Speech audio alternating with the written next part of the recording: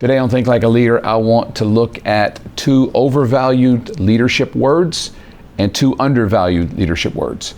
One of my 4-year-old granddaughters has recently started saying a phrase that when she's corrected or if she says something that's mean or disrespectful or selfish and she's corrected, she will look at her parents or her grandparents or her older siblings or whoever, and she will look and very confidently and very authoritatively will say, "You can't just say that."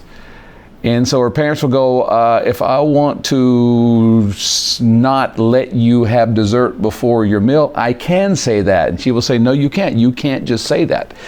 And so when we think about these overvalued and undervalued words, there are things that we as leaders, we just can't say that. There are things that are limited, that are off limits. Maybe other people can say it, but we can't. And if you want to think like a leader, you have to realize there are things that you can't say. There are things that maybe they need to be said, but it's not your role to say it. So let's look at Psalm 73, very familiar psalm to everyone. I have read it, prayed it, repented it, worshiped with it. I've done all kinds of things, preached it, taught it. But I want to look at something from a leadership lens today, and I want to read verses 13 through 17. "All in vain have I kept my heart clean and washed my hands in innocence. For all the day long I have been stricken and rebuked every morning. If I had said, 'I will speak thus,' I would have betrayed the generation of your children. But when I thought how to understand this, it seemed to me a wearisome task until I went into the sanctuary of God." So he says this, what he's looking at prior to these verses, it leads him to have this idea, I'm wasting my life. All of my attempts at holiness, all of my attempts at righteousness, all of the things I've restrained myself from, and all the things I've sacrificially done, they're in vain. They're useless, they're worthless. And I think every leader has thought that at some point. Everybody has looked around and come to some bad conclusions, but he says, but if I had said thus, if I had said these things, if I had spoken those, if I had posted those, if I had verbalized the thoughts, then I would have betrayed a generation. Now, let's back up and see what were these thoughts? What were these circumstances that were causing the psalmist to at least not come to a conclusion, but have the thoughts that I'm wasting my time. This isn't worth it. All of my sacrifice and all of my standards and all of the boundaries I've chosen to live under and all of the vision I pursued, it's just not worth it. What caused him to think that way? Well, if you look at verses 1 through 3, it starts out saying God is good to Israel, to those who are pure in heart, but verse 2, but for me. So God's good in general, but me, that's not the way this is rolling out. He says, I almost stumbled, but what was the cause of it? Verse 3, when I was envious of the arrogant, when I saw the prosperity of the wicked. When I thought about that, I heard a professional athlete one time who is the son of a professional athlete. When he was getting a contract that wasn't what he had hoped and it wasn't quite the level of other people who had his statistics, he didn't complain about it, and it was shocking because these multi-million-dollar contracts for American athletes, often people get these and then they complain, which is hard for people who don't make millions of dollars to understand. But it stood out so much to the media that he didn't complain about having a lower salary than he seemingly deserved. And here's what he said. He said, his dad was a professional. He said, my dad taught me never count other people's money. And he said, if I count my money, I'm getting paid millions of dollars to do something that I love to do. And so I'm happy with that. But if I start counting other people's, then I get discontent with what I have. This was a multimillionaire athlete. But it's a good principle. Don't count other people's money. Look at what you have and see how blessed you are. And so what happened here, he says, when I was envious of the arrogant, when I saw the prosperity of the wicked, he's looking at other people's money. He's looking at other people's blessing and then getting his eyes off of what God has done for him. And so here's what happens. What led to this idea of this is all in vain, it's worthless. Number one, counting other people's money. Looking at what other people have makes us not as grateful for what we have. Don't worry about other people's blessings. Don't count their blessings. Don't count their money. Look at what God has done for you and be blessed. That's how leaders think. Secondly, verses 4 through 9 is a comparison of sins. And he's talking about their pride, and he's talking about their arrogance, and he's talking about all these things that these people, these wicked people are doing, and he's comparing their sins to his. He's kind of kept himself right with God, and things aren't turning out the way he wanted. He looks at these people who have these outward sins, and he's comparing sins. And then thirdly, this leads to verses 10 through 12, where he's confused about God's patience. And these people are thinking we're living these ungodly lifestyles and God's not seeing and God's not doing anything. And so his counting other people's money, comparing other people's sins to his own, and then his confusion about God's patience versus God's acceptance. And he's confusing God's patience with somehow this is okay. God is very patient with people who are off course, hoping that they will turn back on course. And so these things, counting other people's money, comparing other people's sins, and confusion about God's patience versus his tolerance and his acceptance, led to this idea that I've really got a bad situation, and this is not worth doing, and this idea, all in vain, I've kept my heart and washed my hands and kept clean, lived a right lifestyle. It's not worth it.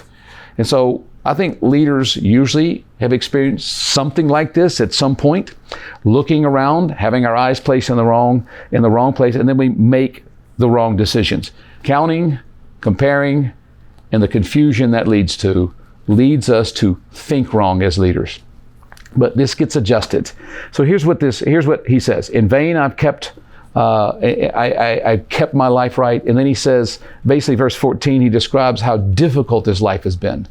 He seems to be corrected by God constantly, and it paints this picture that this isn't right. But verse 15, he says, if I had said, up until now, all this is in his head, he's thinking.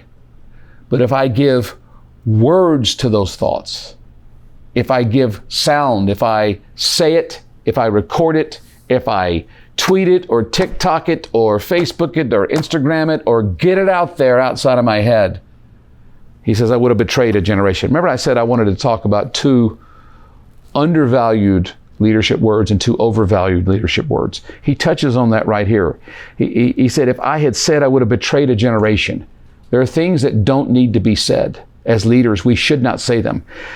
We have this world that, in a ministry world, that overvalues authenticity and transparency. All right, I'm not saying those shouldn't be valued at all. Authenticity is important. Transparency in the right context with the right people in the right setting is important. But it's overvalued in that it becomes the standard that everything is judged by sometimes. Whether we are authentic or not from the pulpit or on a video like this, and whether we are deemed transparent enough. I think some people are way too transparent with things that should not be out in the public, and they should be private. And so I said these are overvalued in my view. They're good leadership concepts, but they're overvalued. But what's undervalued is the flip side almost, which is discretion and stewardship. And discretion knows the difference in what should be public and what should be private. Discretion knows the difference in, should I post this online for all to see so that they'll think I'm transparent and they'll think I'm authentic? Or do I have the discretion to decide this is private, and this needs to be discussed, and this idea needs to be put in a small group of confidants. Discretion teaches us the difference in public and private.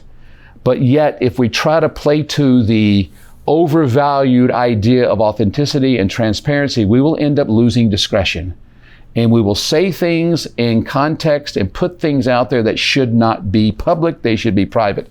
The other word that I think is undervalued that this text speaks to is stewardship. And what the psalmist says, if I had said these things, if I had dropped my discretion and I had overvalued authenticity and transparency, and if I put that out there that I think I'm wasting my life, and because of the unrighteous people are living this way and their life seems great and my life is a mess and it's not worth following God at this level, if I had put that out there, he says, I would have betrayed a generation. And there is a lot of generational betrayal that happens when leaders don't know the difference in authenticity, transparency versus discretion, wisdom, and stewardship. There are things that I cannot speak to because of my position. There are things that I cannot and I should not comment on politically, culturally. I've had people here, I'm in the U.S. right now, and I split my time here and the rest of the world. I have American pastors who often ask me, why are you silent on this? And I say, because I am the president of a global ministry, and that's not relevant to most of the places where I'm responsible to lead. You, as an American pastor, you should speak to that. I shouldn't. Same thing in the Philippines when I'm there. Why am I silent on this? Because that's not my place. Every one of us have leadership boundaries.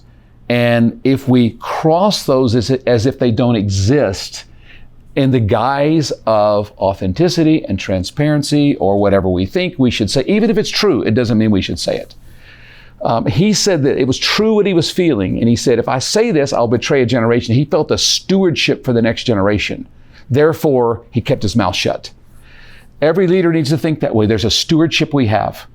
There's a responsibility we have, and there are things because of that we cannot say. Is that compromise? No. There are things that we say in private. I've had conversations with significant leaders that are private, and people are upset that I didn't do it publicly.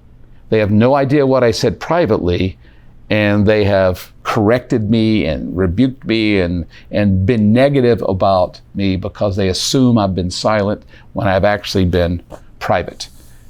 Leaders, that's what we do. But this leader is having this feeling, looking around at the sin around him and the seemingly easy lives and the difficulty of his life. But then he says this, when he's thinking, if I say this, I'm going to betray a generation. But his conclusion is this, verse 16. But when I thought how to understand this, it seemed to me a wearisome task until I went into the sanctuary of God. Trying to figure out a lot of leadership conundrums can be a wearisome task.